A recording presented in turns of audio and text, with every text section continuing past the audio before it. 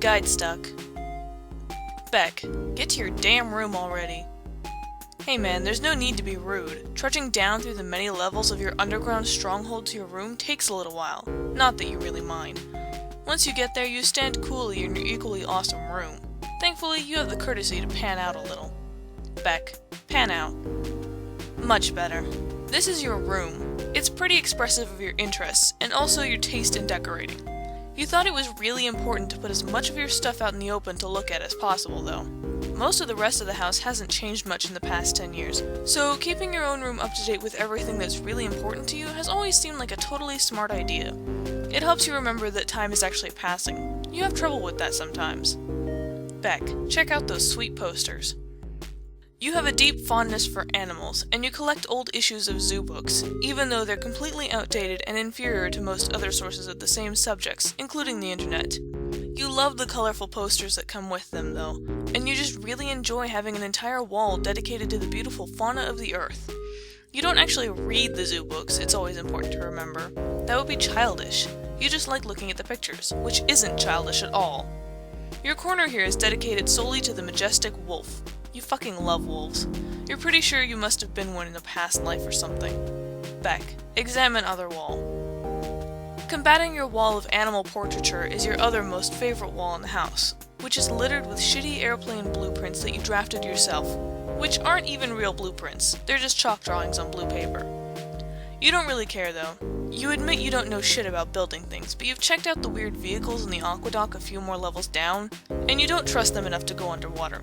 So it's your dream to one day dismantle them and build something actually useful out of them, like an airplane or a helicopter.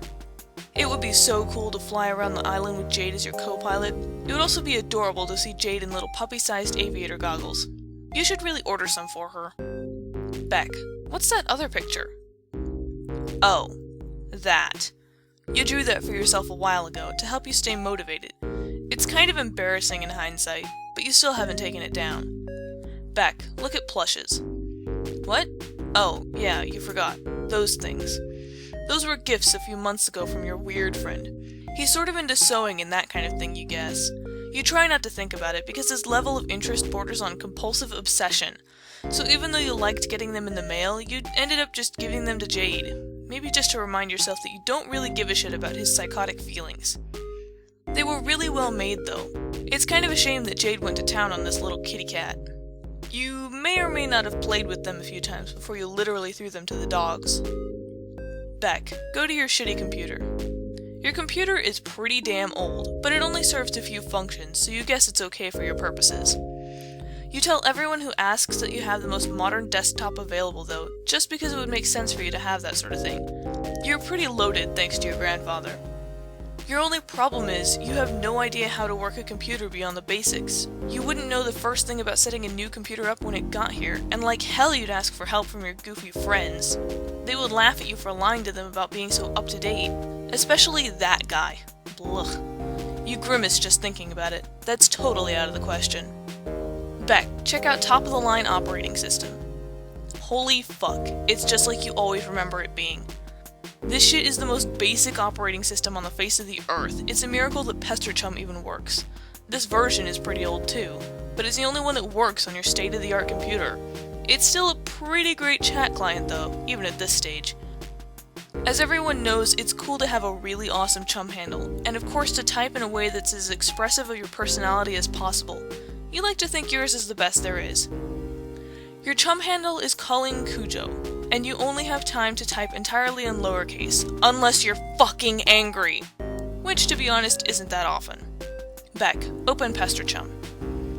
It's already running, so you click it to pop open the window. You're not even sure if most of your friends will be online right now, considering the time difference. And if you're going to tell any of them that your package finally arrived, you know you want to tell your best friend first. Your best friend is kind of lame though. He goes to bed at 9:30 almost every night, even over the summer.